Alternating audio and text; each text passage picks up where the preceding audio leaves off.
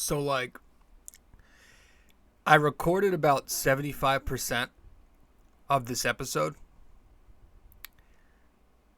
and it was during the Friday night game, or the Thursday night game.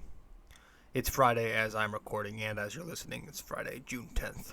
But I was recording in the midst of that final game of this Yankees Twins set, thinking that, all right, whatever, this was going to be another one of those just throwaway series.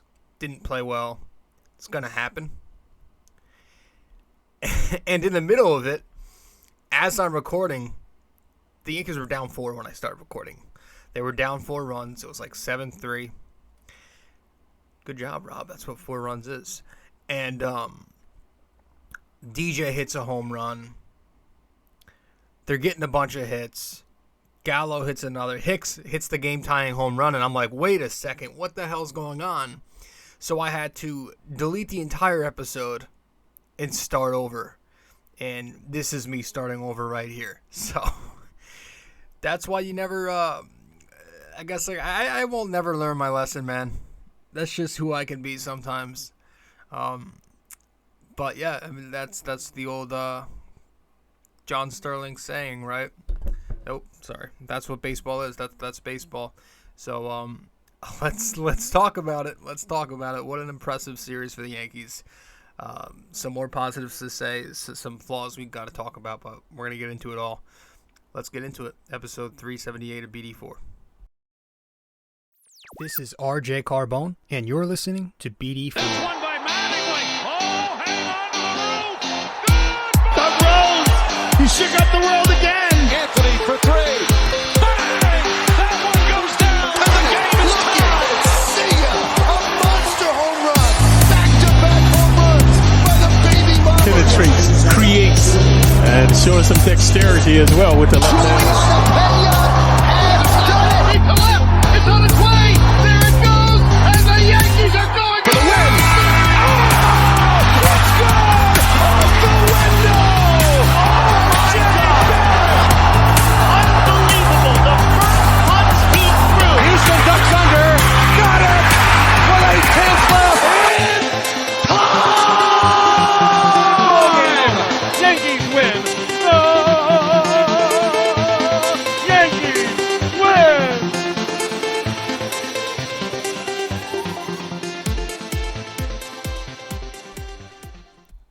What is going on? What's happening, everybody? I'm your host, RJ Carbone. RJ Carbone. Why do I feel like I said that odd? And you're listening to, or maybe watching, episode 378 of the podcast. Welcome to BD4, where there's no better way to get your Yankees and Knicks analysis. We also do MMA now, too. Yanks every series. Knicks every game. MMA on weekends. So yeah, as I said in the intro, I started recording this show in the middle of the third game of the set on Thursday night because I honestly thought this was just going to be a rare series loss for the Yankees, 2 losses in a row to the Twins, and I wanted to get it out of the way. I didn't want to stay up late and record, and that came back to bite me, fortunately, because the Yankees came back and won. So instead of recording late, I just saved it for the next morning. So as you are listening to this, it is Friday, June 10th, the same morning of when the Yankees take on the Cubs later on tonight. So, yeah, we're going to talk about this series, which was very interesting. A lot went on. Some positives, some new positives from some new faces starting to hit. Some negatives. We'll start. Well, obviously, we have some things to talk about in the pitching staff. Defensively, we'll get to it all. So, episode 378 of the podcast. Again, welcome to BD4. I am your host, RJ. So, for this episode, again, be sure to download this if you have not yet. You know where to find the podcast on all the listening platforms. If you find us on Apple Podcasts, be sure to give us a 5-star rating and review. We are currently a 5-star podcast and would like to keep it that way. And of course, you can also listen to us on the other platforms such as Spotify, SoundCloud, Anchor, Google Podcasts, many other listening platforms. You can also watch the video format of this podcast available on Spotify and YouTube. And if you want to find me on social media, you can find me on Facebook, r.j.carbone. Just put that into the search bar, rjcarbone. And you can also find me on Instagram at robjcarbone.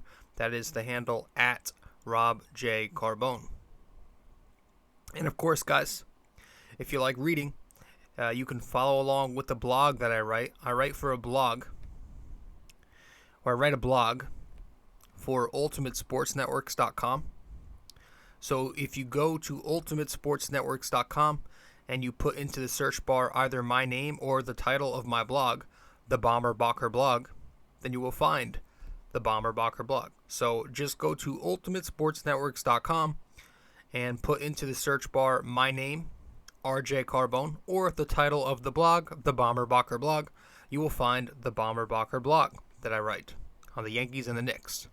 And be sure when you're subscribing to the Bomber Bacher blog on Ultimate Sports Networks, be sure to do so using promo code 6A2841ERJC. That is promo code 6A2841ERJC.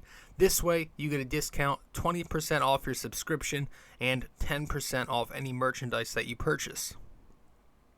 Now, with that all out of the way, let's get to our first break real briefly. And when we return, we will get into this episode, start talking about a whole lot. Stay with us. Be right back.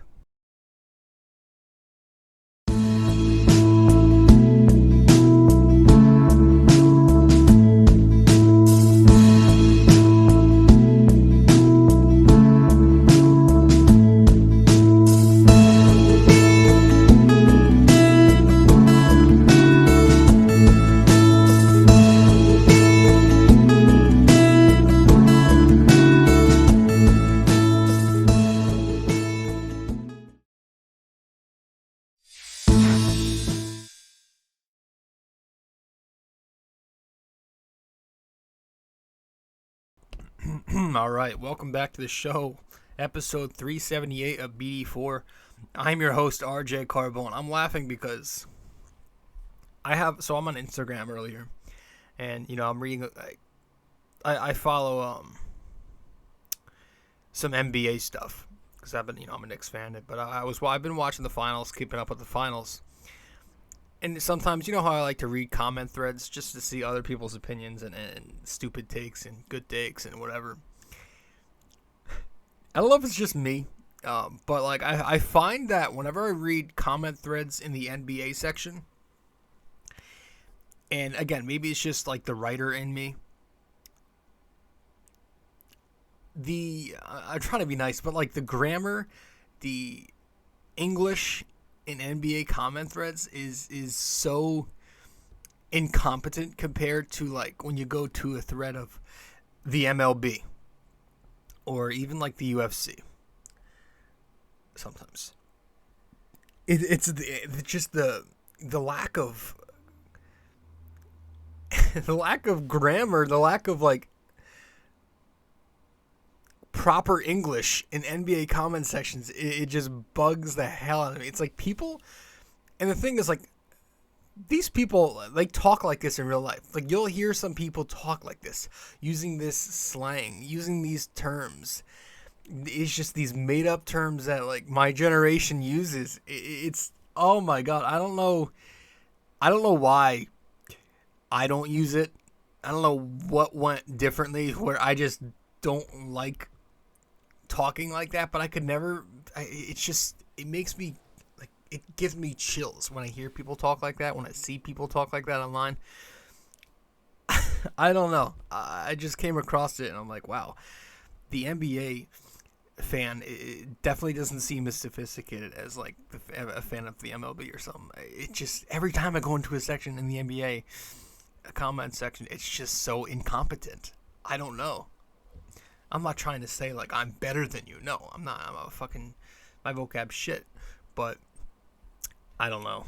I found that pretty funny. Excuse me. Since our last episode, Joe Madden of the Angels was fired.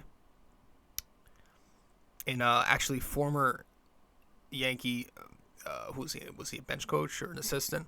Wasn't he a first base coach or a third base coach? I'm naming everything. Phil Nevin. Phil Nevin is now the interim manager there. That's pretty cool. I've always been a fan of Phil Nevin. I think a lot of Yankees fans jumped on board when he had that, 2 years ago when he exploded on the Yankees in the dugout after a really poor played game. But I've been a fan of him ever before that. I just like the way he did his job. I don't know. I like his style. He always seemed to have a fire. So hopefully he does well over there. Speaking of the Angels, there was a clip that surfaced a few days ago, or at least I saw it, of Syndergaard warming up in the Yankee bullpen before the game where he pitched against the Yankees a week ago or so. And in the clip, there was this New York fan heckling Noah Syndergaard warming up. Just normal heckles. You know, you can make it in New York, you're soft, whatever. And, like, here I am again, finding myself in an MLB comment section. And this was, I think it was Talking Yanks or Talking Baseball posted this on their Instagram. And then one of the guys in the comment section goes, just, I don't remember the exact word, but he was just saying, he used the word toxic. He was saying how New York Yankees fans are so toxic. And here I am again. I'm just sitting here and just like, what is wrong with like the newer fans? Like, I'm sorry, I don't mean to keep sounding like an old man waving their fist, at the sky, but like my generation's fans are just they're soft. They're these beta queen softies who have no clue what a fan is. And what is with like people loving to use that word? Like, toxic has become a new word. Like, we're starting to use that again. But like, there's nothing wrong with somebody getting heckled. Like, how soft has we? Maybe it's just weighing on me because of the whole Julius Randle thing this year, and people got offended at Knicks fans for getting on him for not trying. Like, what? But like, if you saw the clip, you know what I'm talking. It's nothing. It's a soft heckle. It's a normal, average heckle from a New York fan. That's what fans are. Fans are not cheerleaders. Okay, they don't have pom-poms for a reason. Fans are fans. They're allowed to go into a stadium, especially in the bleachers of the Bronx, and heckle the opposing player. That's what fans do. It's what fans have done for years on top of years now. Welcome to sports. Welcome to New York sports, where we're a little more aggressive, a little more passionate than your shit small market club. I'm sorry. I'm just getting annoyed with some of this. Anyways, the Yankees. As far as the Yankees go, a good night last night for the Yankees, but also a good night for Estevan Florial, who went 2 for 4, smacked a double, 2 walks in there as well, 5 RBIs and a stolen base. He's continuing to have a good year down below. I think Miggy Andujar and Greg Bird also went 2 for 5 each with a pair of RBIs and a home run, each of them. Just some storylines to follow there. Yeah, the Yankees played the Twins. Obviously, the first time reuniting with Gary Sanchez and Gio Urshela. I'm very glad the Yankees don't have Gary Sanchez anymore. The YES Network, of course, had to continue to applaud the guy in the first game of the set. I don't know why they have to do it. They feel the need to continue to have to be biased towards him. He's not a Yankee anymore, but they just, like, if you listen to the first few minutes of the telecast on, was it Wednesday or Tuesday, the first game of the set, they're, like, continuing to do what they did all of his Yankees tenure, which is excuse his lack of efforts. They were saying, oh, Gary's a guy who tries hard. Gary's a guy who puts in the extra work behind the scenes. He's never a guy who's gonna half-ass it. It's like, what? This is literally the reason why this guy was so bad for years, is because he literally half-assed it 75% of the time he was behind the plate. And he literally half-assed it 75% of the time he was running to first base. Like, this was a guy who's incredibly lazy. Never put any effort in. Maybe he'd be behind the scenes, but, like, It doesn't matter if you're not doing that on the field. And it just bothered me. And it just got me into a rant again, yelling at the TV. And I'm like, dude, Gary's not even here. I got to calm down. I do miss Gio Urshela, though. He's a solid player. Anyways, this was a series where, for some reason, Aaron Boone continued to mix and match with the lineup. Stanton really has to sit again in the third game of the set.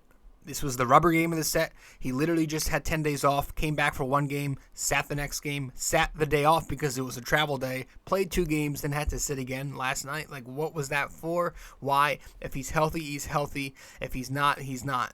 Pick one. And then Carpenter. Like, Matt Carpenter has been so good for them. He has been doing nothing but literally hitting dingers, and all of a sudden, Boone's just going to decide to bench Matt Carpenter for a whole week. So I didn't understand those few decisions there, but we'll get into it all. I don't like the 7:40 p.m. start times. Not a fan of that. I actually do like the 6:40 start times. It does make a difference, 20 minutes or not. But yeah, let's talk about it. The Yanks go to Minnesota, and they figure out a way to take 2 out of 3 despite not playing their best baseball. And if you're watching the podcast, I am in my work attire because I've got work later today, so that's why I'm wearing this disgusting, like, teal color. I've got work in a few hours. Let's talk about it. The first game of the set. Let me just take a sip of my coffee.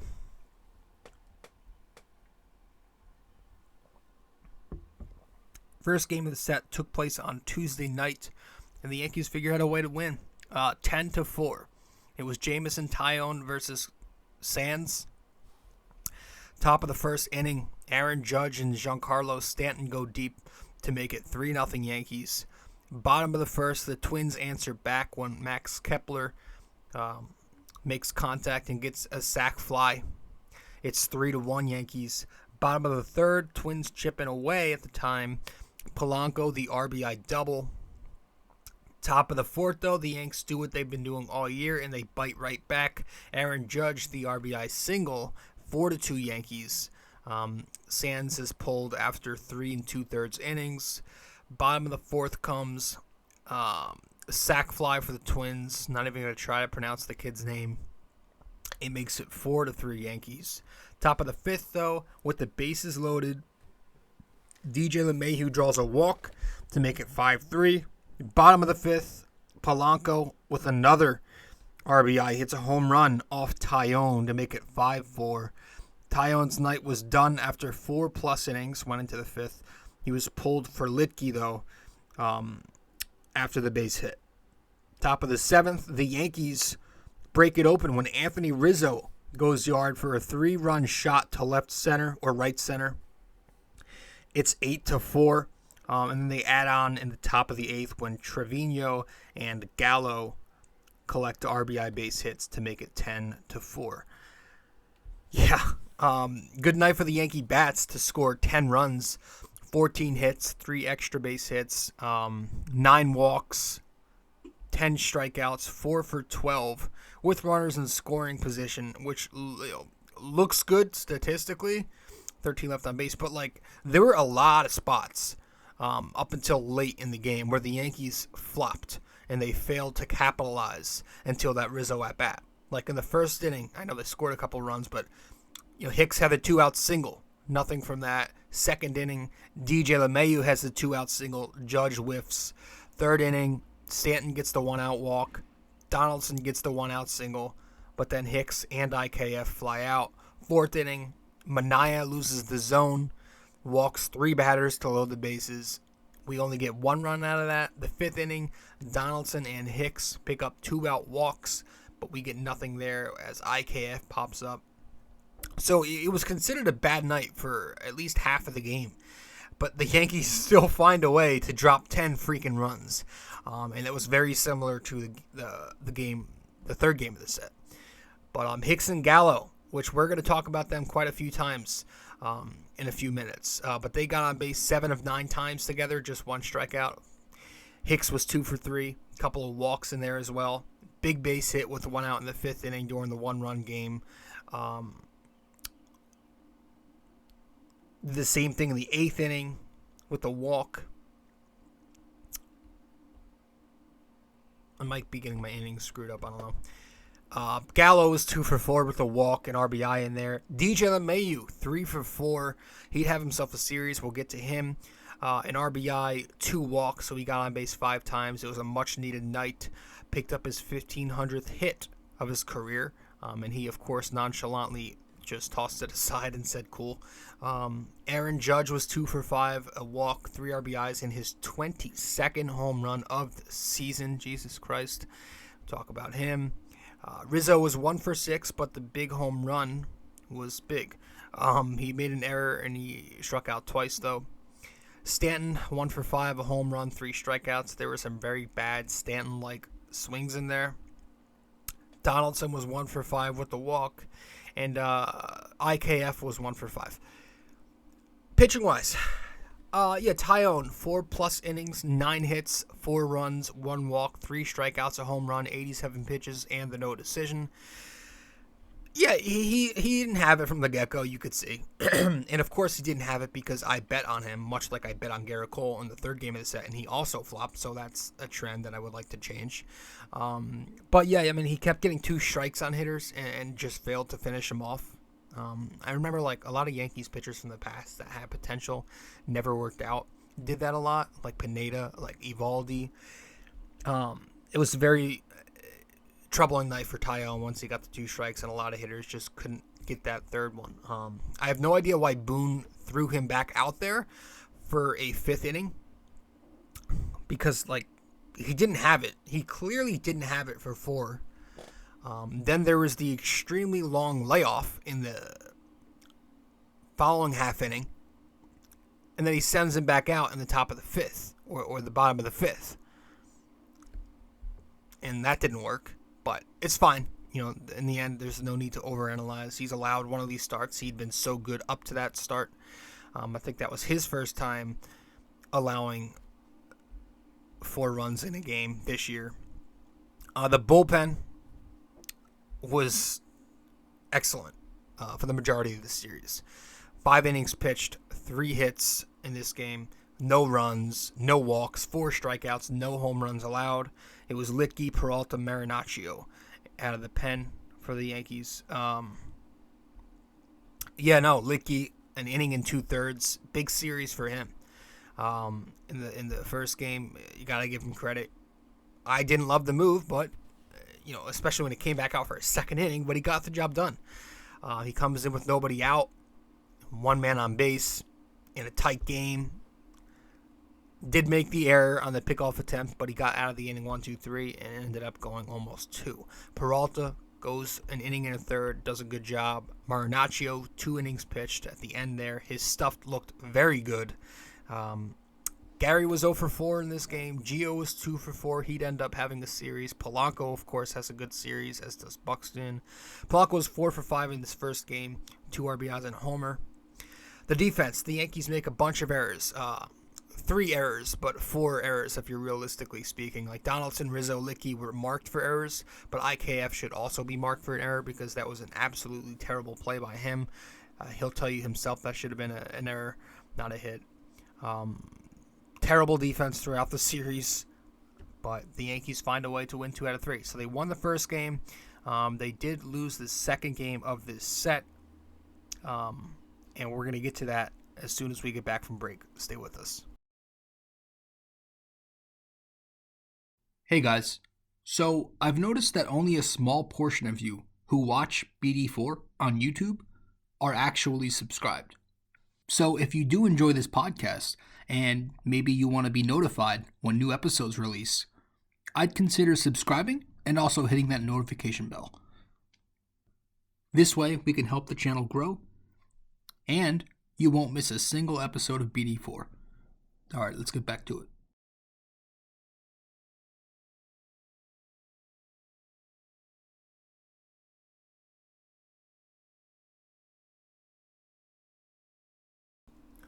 Welcome back to the show. I am your host, rjcarbone, and you are listening to episode 378 of BD4.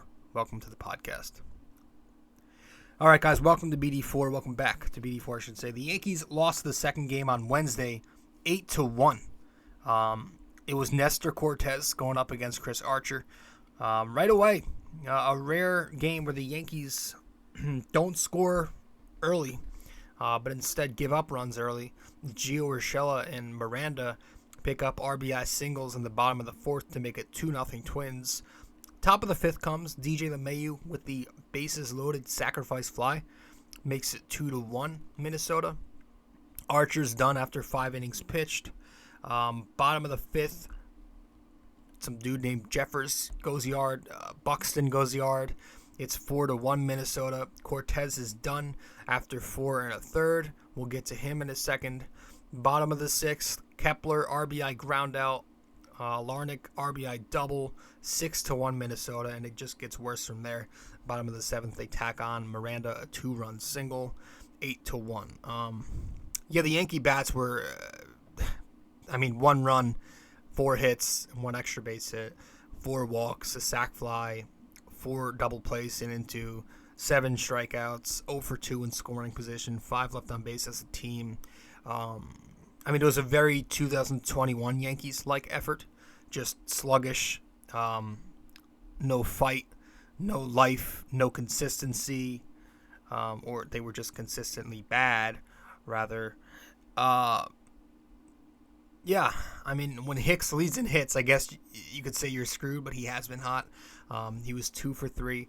Also made a great throw to get the assist in this game. Donaldson and Higashioka, the only other 2 Yankees with a hit. Higashioka doubled, and Donaldson also got on base twice. Donaldson, Judge, Stanton, Glaber all with walks. DJ had the only RBI in the game on the sack. Rizzo led with 2 strikeouts, but Joey Gallo also sat. How do you get bitched around by Chris Archer? I didn't even know Chris Archer was still in baseball.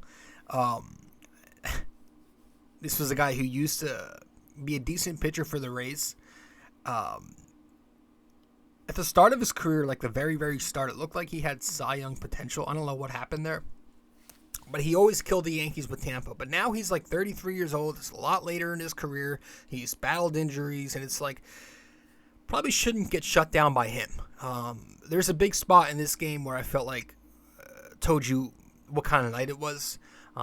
Where the Yankees loaded the bases in the top of the fourth. 1 out.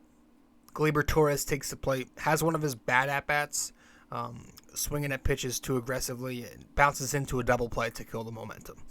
Right there, I felt like that shot the air out of the Yankees. I kind of felt like it wasn't their night from there.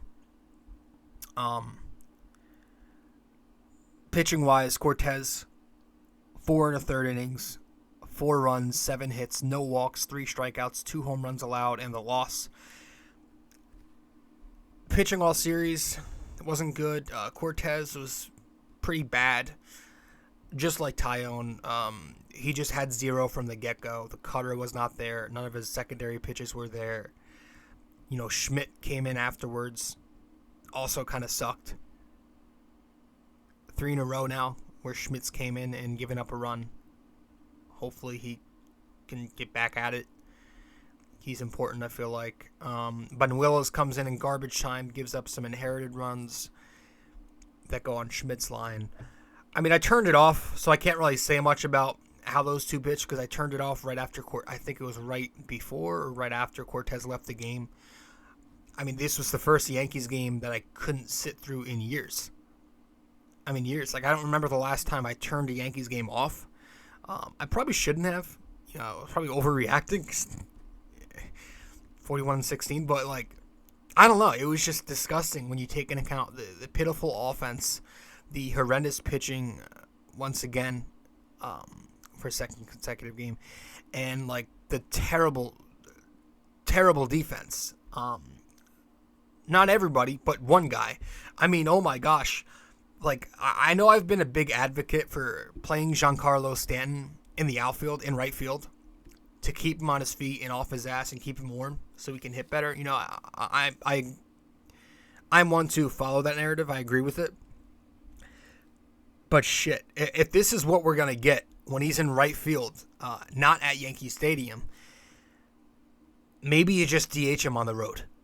Or maybe you only have him play the outfield in stadiums with, like, small outfield. Like left field at Fenway, right field in Yankee Stadium. You know what I mean? Maybe don't have him play the outfield in ballparks that have pretty big outfields where he's got to display range. Because when he has to start running, he's not the quickest runner, and he doesn't always take the best routes. Maybe I'm a bit spoiled because Aaron Judge has been so good in the outfield, the right field, center field. But holy hell. I mean, there were times last night where Stanton, or 2 nights ago rather, where Stanton looked like he'd never played the outfield before. He looked like a blind bird, if ever existed. Like, I mean, they say the ball finds you when you're having a rough go at it. And we've seen that happen with guys like Gleyber Torres before. There were like 2 consecutive plays last night in one of those later innings, or again 2 nights ago, where Stanton like made Tim LeCastro from a few months ago. Remember the whole thing with the wind and LeCastro looked like garbage out there? He made LeCastro from 2 months ago look like fucking Mantle out there. I mean, he was absolutely pitiful to watch. And so, it was bad. After the game, I was, of course, scrolling through the comments section of some of the Yankees page, of one of the posts on the Yankees page, or it was somewhere, some kind of Yankees thread on Instagram. And, like, you'll hear this every once in a while after a loss with some fans. You'll hear it occasionally. And it cracks me up every time I hear it because I hate it. It's like, it's the line that you get after a loss when somebody goes, I'm actually happy they lost because it means they're still human. You know, it sobers them. No, that's not how it works. You want to be able to win every game. Your team's gonna lose no matter what through the course of a season, so I'm never gonna be happy when they lose. It's not like if they won that game, it was a bad sign because they were doing something unsustainable. No, they're going to, like, at the end of the day, the Yankees are going to have losses on their record. It may not be a lot of losses, but they're going to have losses. So it's going to happen either way. So I'm never going to say I'm happy or I'm satisfied or I'm actually, not mad that they lost the game. Like, I'm never going to, it's never going to come out of my mouth. And I always hate when I hear that. I'm actually happy the streak ended. The 7-game win streak ended. I'm happy about that because it means they're humbled. It means they're still human. Like, no shit, they're human. Does that not bother anybody else? Fortunately, the Yankees bounced back and won in the final game of this set. Game 3, which took place last night, Thursday night, June 9th, the Yankees won. It was a good win for them. I'll just make sure we're good here. We're not choppy. If you're watching the video feed, hopefully it's not lagging or anything. I don't think it is. We're good. They won 10-7. And Garrett Cole versus former Oriole Dylan Bundy. I mean, this was a typical Yankees-Twins game, just complete madness. Typical Ryan Ruocco game, just complete madness. It had the feeling from the get-go it was going to be one of those games that, at least one team finishes in double figures, but it's a close game and it goes back and forth, and it was kind of like that.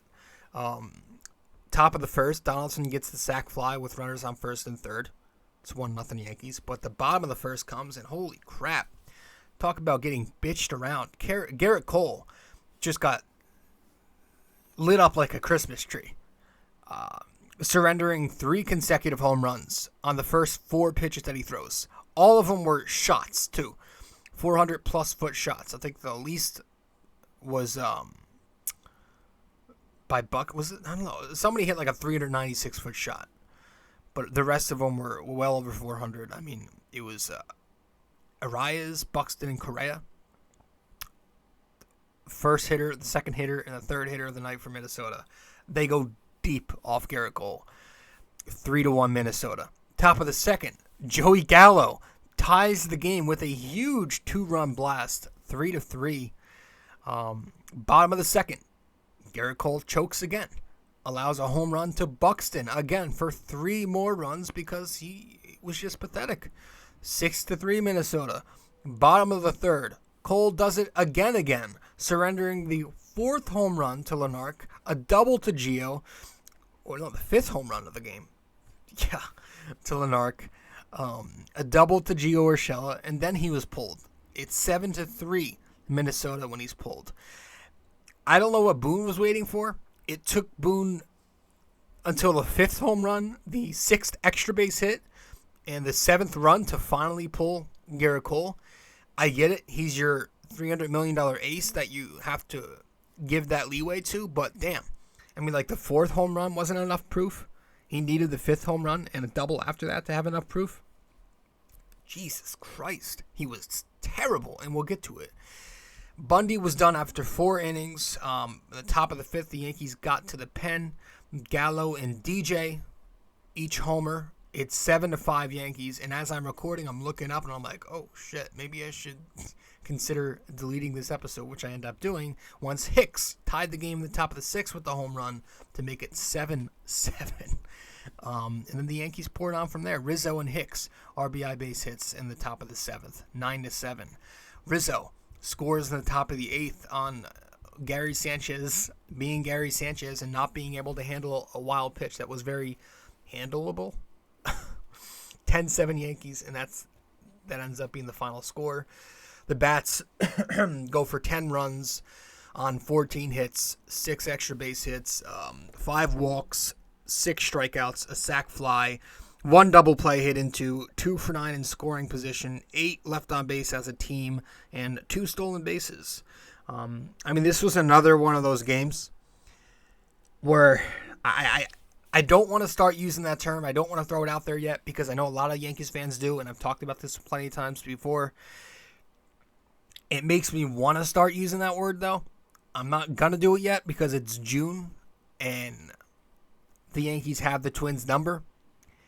But, man, like, I don't blame other Yankees fans for buying in and using the S word right now. You know? Because, like, the Yankees teams of the past, the Yankees last year, they lie down and die. They lose this game 1,000% after that bottom of the 1st inning. There's no doubt about it they lose. But this year's team, when they get hit, they come right back every single time eventually. If not right away, eventually. And it was just extremely impressive to see that again. I mean, especially who they did it to. Duran is one of their better young pitchers. He's got an electric fastball, triple digits every time. The Yanks find a way to hit him around. He only goes a third of an inning, gives up 4 hits. They score 2 runs, I think, on him. It was unbelievable the way they were able to be so resilient offensively. And we're going to get to Hicks and Gallo in a second because they both won the featured position player spots. I gave no starting pitcher, by the way, if you're wondering who took the starting pitcher featured spot. I gave none of the starting pitchers a feature in this because they don't deserve it. But yeah, Hicks and Gallo won the 2 featured featured position player slots for sure this series. But there were also some other Yankees who came through big. And one of them I want to talk about real briefly is DJ LeMahieu. And we'll do that when we get back from break. Stay with us real quick. We'll be right back.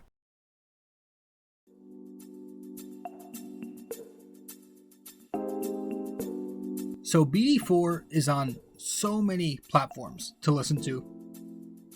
You can listen to us on Apple Podcasts, Google Podcasts, SoundCloud. You can listen to us on Spotify. You can find us on our sponsor, Anchor, and many other listening platforms as well, wherever you get your podcast. But we are also available to watch on YouTube. So if you want to watch us on YouTube, go subscribe there.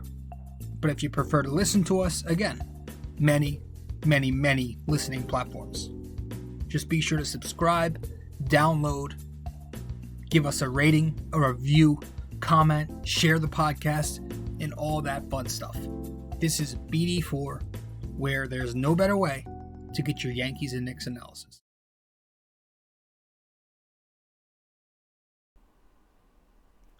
All right, guys, welcome back to the show. I'm your host, rjcarbone, and you are listening to episode 378 of BD4. I mean, DJ LeMahieu, I've been waiting for him to start looking even like a fraction of himself from 2 years ago and 3 years ago. He was 2 for 5 last night, a home run and RBI in there. Home run number 100 of his career, and number 5, I believe, on the season. I'm hoping that this is it. I'm hoping that he's finally suddenly starting to look more like DJ LeMahieu we all know. You know, he's hitting fastballs again. He's been aggressive lately in the count. Jumping early, first pitch, often. Going the other way, hard line drives. Some of the outs he makes are hard hit. Since his return from the wrist injury, and again, I'm going to use that for now as an excuse because I'm holding out a little bit of hope that he can become that guy again. Since the return from the wrist injury, in 10 games, he has gone .316 batting average with 4 multi-hit games, 9 RBIs, 5 games in a row with an RBI, and 7 walks in those 10 games. OPS on the year is up to 760. The batting average is up to 264, so he's inching closer. My ask of him, remember, my ask of DJ LeMahieu this year is to bat 290 to 300. Give me an OPS around 800, right? That's it. That's plenty. He doesn't have to be who he was 2 years ago. Just be a very good contact hitter. You know, just be the guy, be a great contact bat at the top of the order. The guy that starts every game with the guy on first base for Aaron Judge, right? That's who I want. That's who I want again. And if we can get that, that'd be huge. You know, that'd be huge. His OPS plus is actually very good on the year. His OPS plus is plus 121. If you're new to that stat, it's like OPS with like ballpark factored into it. So 100 is considered average. He's at plus 121. So, you know, hopefully this hot stretch is something that isn't just a hot stretch. This is just him becoming back to him again. I'm begging because as I've said before, I wouldn't be shocked if he had a down year again. But I also wouldn't be shocked if he had a good year. Just because that's the way his career has gone. When you look at his numbers year after year, sometimes he has good years, sometimes he has not so good years. And he's also 33 years old, so you hope that he can still have a few prime peak years left. And hopefully this is it. Hopefully this isn't just me reaching and trying to find something.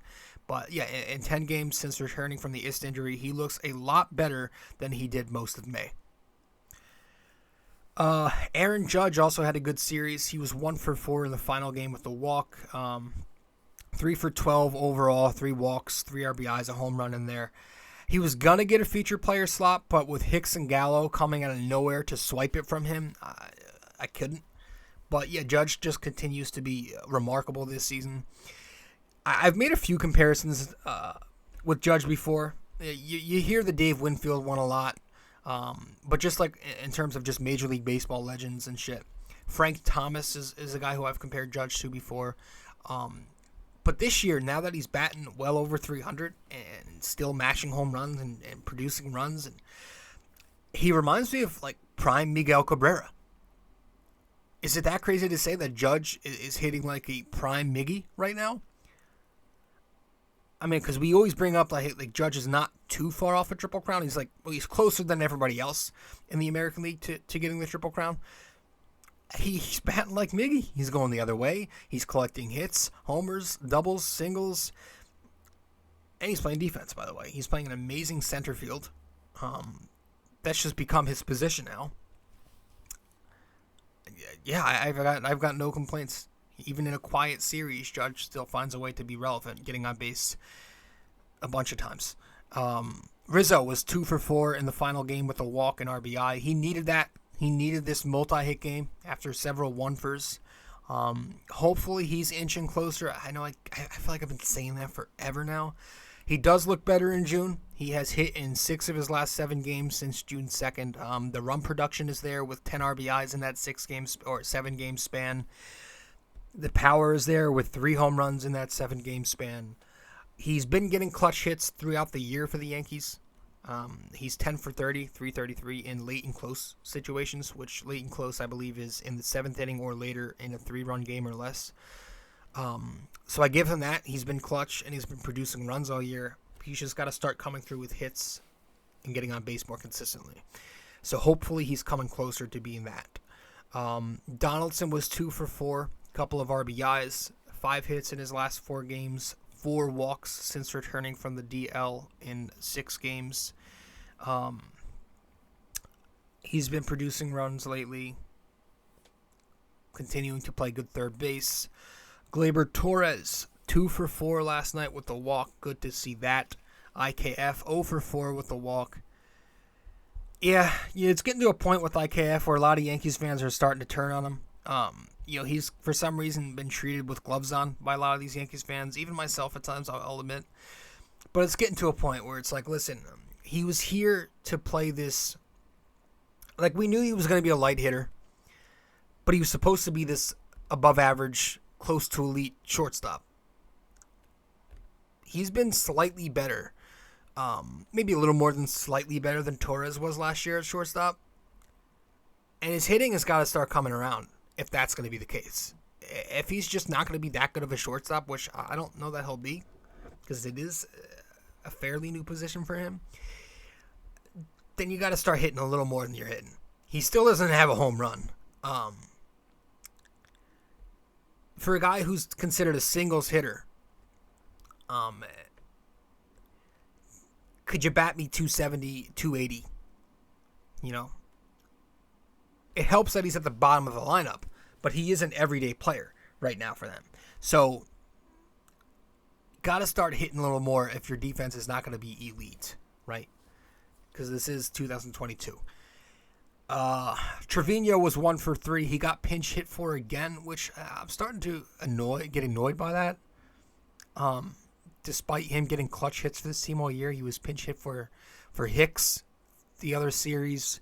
But it didn't matter in this one. I mean, it was for Stanton last night, and Stanton ended up drawing a walk. But, I want to see Jose hit in the clutch more because he's gotten it done. Gallo and Hicks, let's just get right to them because they've obviously been the catalysts of these wins the last couple nights. Let's start with Aaron Hicks. He's our first featured player of the series. He went 6 for 11 in these 3 games, 5 singles, a home run, 3 RBIs, 2 walks, no strikeouts, 9 total bases for Aaron Hicks. Yeah, man, I have here the fact of the night for him is he doubled his season home run total in one night. That says tonight because I was recording last night. But last night, though, he doubled his season home run total last night with a home run. He was 2 for 5. He had 3 RBIs, the home run in there. But it goes deeper beyond this series. Since his batting average dipped all the way down to 200 on May 29th versus the Rays, Hicks has gotten it all the way up to 238. So in his last 8 games, that means he's batting .407 with 4 walks, 2 strikeouts, a home run, and a few nice plays out there in left field. Again, he had the assist, throwing out the runner in the middle game of the set. A nice sliding catch last night. I would say keep him in left field. He looks better in left field. His arm plays up in left field. And it seems like he doesn't have to take on that burden of being the captain of the outfield. Let Judge have that for now until you figure out what you're going to do. But yeah, maybe Judge is just going to have to be the permanent center fielder. And we're just going to have to bite the bullet and hope he stays healthy that way. Hicks was great. Hicks has been great lately, and I can't believe I'm saying that. Hopefully he can sustain this. Gallo was also great. Joey Gallo, who was 2 for 5 last night, was 4 for 9 in the series in 2 games. 2 singles, 2 home runs, 4 RBIs, 4 strikeouts, a walk, 10 total bases for Joey Gallo in these 2 games, which is very impressive. First time with multiple hits in back-to-back games as a Yankee this series. That's a crazy stat to me. He had never done that as a Yankee. Also, with Joey Gallo, it kind of goes back a little deeper, too. Also, since May 29th, actually, when his batting average dipped to 167, he's gotten that up to 193 in those 7 games. Doesn't seem like much, but over the last 7 games, he's batting 320, 6 RBIs in that span. And each of those RBIs have come in the last 3 games. 3 walks in that 7-game span, 3 home runs in that span. Listen, again, I'm all for Hicks Gallo starting to hit. I don't root against anybody on the team. I may dislike some players because of how bad they've been, Hicks and Gallo, but I don't actually dislike them to where I root against them. I just dislike that they've been so bad. And it's more on like Cashman and Boone who continue to play them. But if they're going to continue to make me eat my words going forward, I'd have no issue with that, right? If those two guys, if both Aaron Hicks and Joey Gallo start existing as major league players again at the plate, and on top of that, you get DJ and Rizzo continuing to hit how they've hit lately, getting their consistency back, that is humongous for this lineup. That's humongous, because you can't just have it be Aaron Judge and Stanton, I guess, when he's healthy. You can't just have those 2 guys carry the offense and the other 7 guys just not really hold their weight. Like, those guys, Hicks, Gallo, have to be relevant at the very least. And guys like DJ and Rizzo have to start performing to their expectation for this Yankee lineup to truly sustain success in the long term. So I think it's not only huge that those 2 guys are coming around, but also big that, like we said earlier, DJ, Anthony Rizzo are starting to hit as well. If the Yankees can get a little more guys to start chipping in and not just have it be Aaron Judge, that is very impactful. So the bats were great this series outside of 1 game. Garrett Cole in the final game of the set. Yeah, I mean, we basically said it. 2.1 innings, 8 hits, 7 runs, 2 walks, 3 strikeouts, 5 home runs, 70 pitches to no decision. He was so bad. So bad to where I thought he was tipping his pitches. I mean, shit. Turns out he wasn't. At least that's what John Boy from Talking Yanks was saying, and he's kind of the expert at that. But just because, like, they weren't just home runs. These were moonshots. I mean, like, 15 rows deep and beyond type of home runs. The Twins were all over him. Batting practice pitching. The fastball was terrible. There was no command on the fastball. He was hanging the curveball again, which has been his worst pitch all season. The slider was flat. The changeup got mashed once or twice. So I thought they were tipping. Or maybe Correa just had them hook up the buzzers. I mean, but like right now with Garrett Cole, if the playoffs start tomorrow and I'm a playoff team, whoever the Yankees would be facing off in the ALDS right now, if I'm that team, I'm not sure I'm scared of Garrett Cole. I'm not saying I'm not scared of Cole, but I'm also not saying I am. I'm just not sure yet. I'm not sure that I'm scared of him yet if I'm the other team facing the Yankees in a divisional series at the moment. Because, like, you look at his game log from the season, it's pretty split even. Like, he's had maybe 6 quality starts and 6 subpar starts. Like, I don't think that's a stretch. As a matter of fact, I'm going to check that right now, and we're going to let you know. I have it. All right, let me see. I have it up right here. Let me get to his game log, though. I mean, it can't be that... I bet it just doesn't feel like he's having consistent success. Now, I know the first 3 were bad and he got hot for a while, but, like, you're the ace. You're supposed to be good 8 out of 10 times.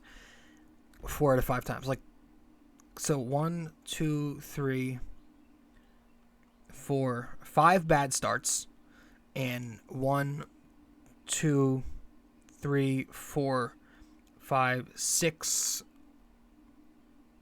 good starts. 6 good starts, 5 bad starts.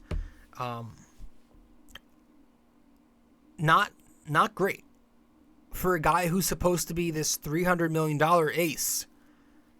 He's kind of pitching like a number 2 pitches, right?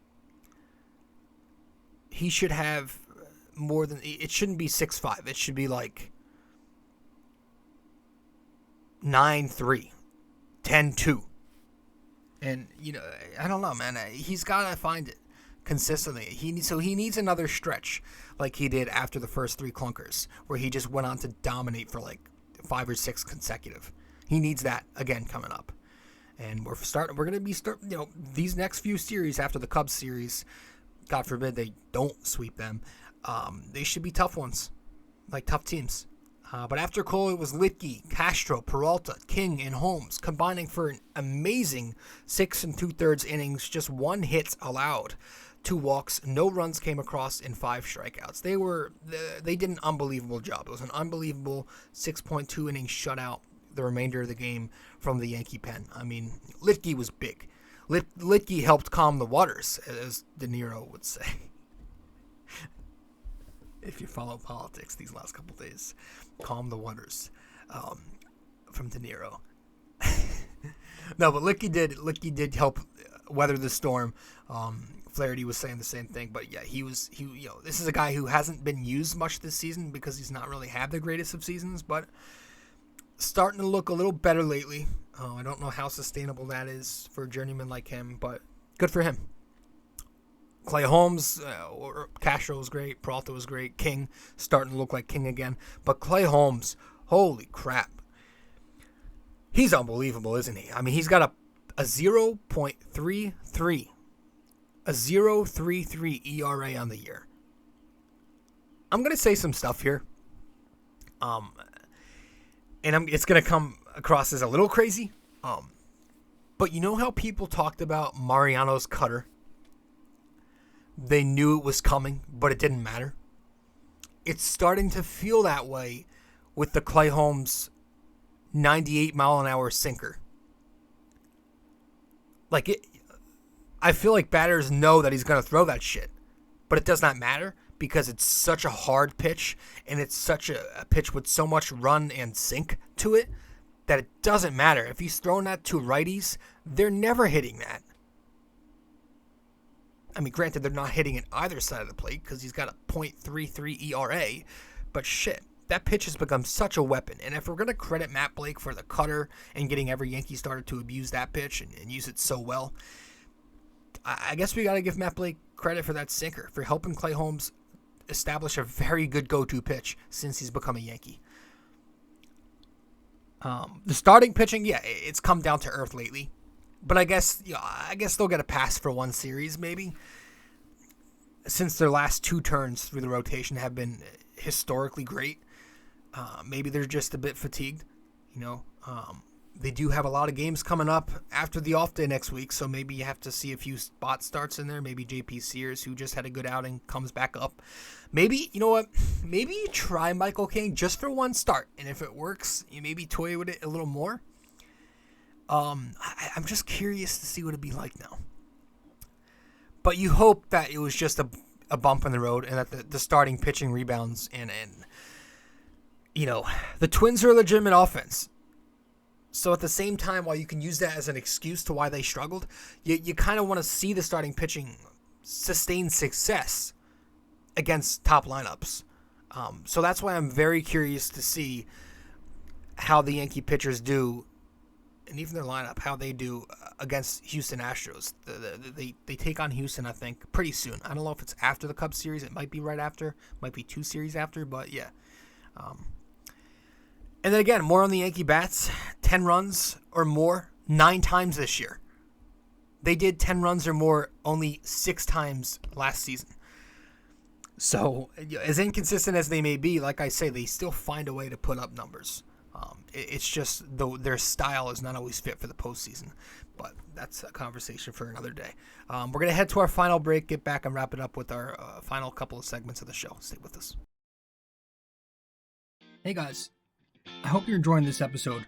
But first, I also want to let you know I have another blog. The blog I'm writing for is on ultimatesportsnetworks.com, titled The Bomber Bacher Blog. If you want to go subscribe to this blog, you should do so using my promo code 6A2841ERJC. Using that, you'd get a discount, $7.99 a month, to get the best Knicks and Yankees opinionated content around. Once again, guys, the Bomber Bocker blog on ultimatesportsnetworks.com using promo code 6A2 841 ERJC, $7.99 a month.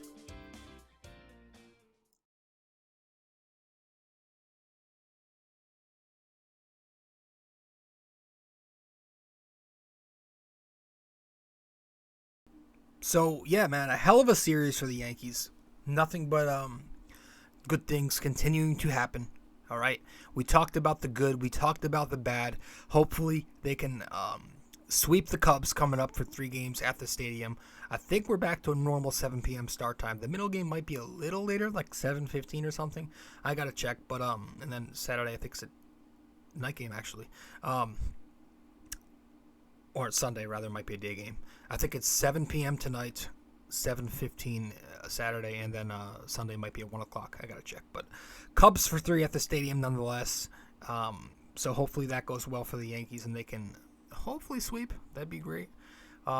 Let's wrap it up. We got 3 segments to wrap up the show with. We'll start with our NYY-NYK-MMA question of the day.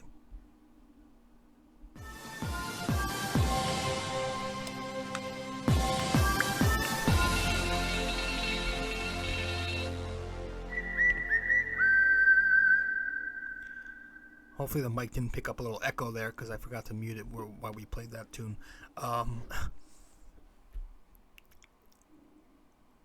Episode 378, sorry.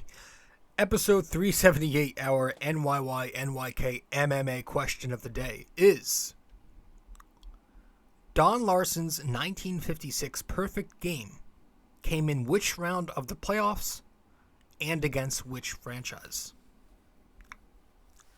So Don Larsen's 1956 perfect game came in which round of the playoffs and against which franchise? So let me know the answer wherever you can reach me. If you get it correct, I'll give you a shout out in the next episode. If you attempt to guess the answer but don't get it correct, I'll let you know what the answer is in the next episode. So one last time, our NYY-NYK-MMA question of the day for episode 378. Don Larsen's 1956 perfect game came in which round of the playoffs and against which franchise? All right. Now, with that said, let's get into our Who Am I segment of the show. Now, if you are new to the podcast here, this is a fairly new segment, Who Am I, where we list a former Yankee, but we don't say his name. We just list the different teams he's played for in his career, and then we give you 1 minute to decide or to figure out which former Yankee that is. All right? So I'm going to let you know at the end of the minute. But here we go. Who am I? Played for the Colorado Rockies from 2014 to 2015. The White Sox from 2016 to 2017. The Yankees from 2017 to 2020, did not play in 2021, and then pitching for the Dodgers here in 2022. All right, so if you need to hear that again, rewind about 30 seconds or so. But if you're watching the show, you're going to get a minute, and you'll see the graphic on the screen, so you don't have to rewind. So here you go. You got 1 minute to guess who am I with what I just said. We're going to start the timer right now.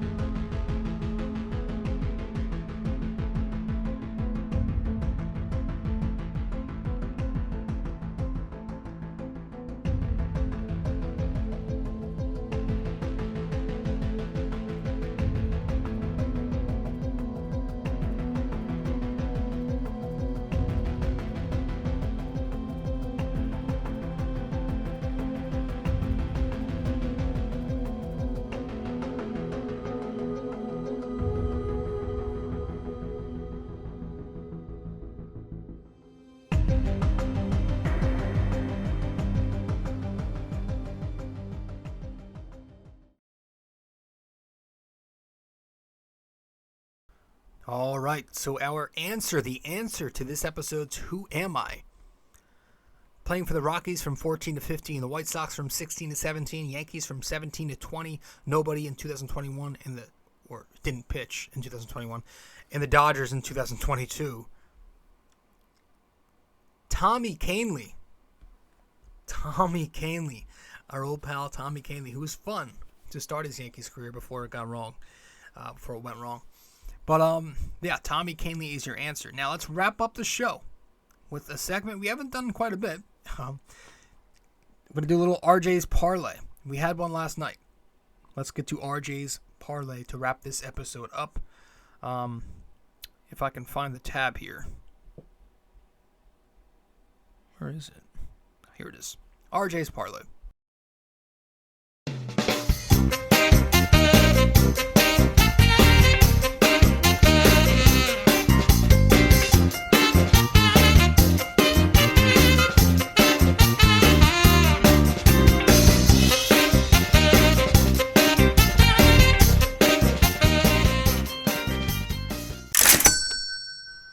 All right, welcome to RJ's Parlay. Where my degenerate self?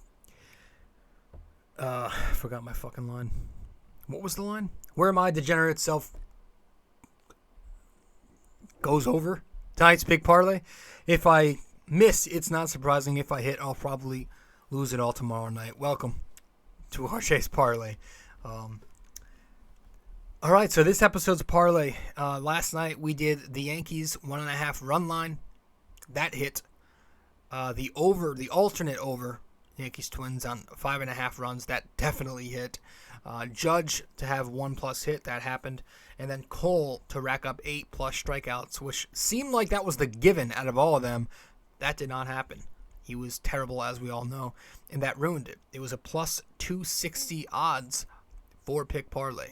So we hit 3 out of 4, and obviously for a parlay, 3 out of 4 is never good. You have to be 100%. So we lost.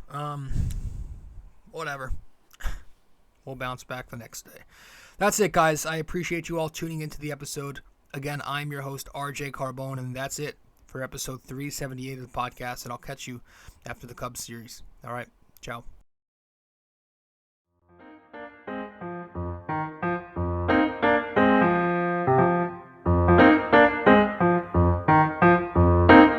This podcast is brought to you by Anchor. It's the best way to make a podcast. Download the Anchor app or go to anchor.fm.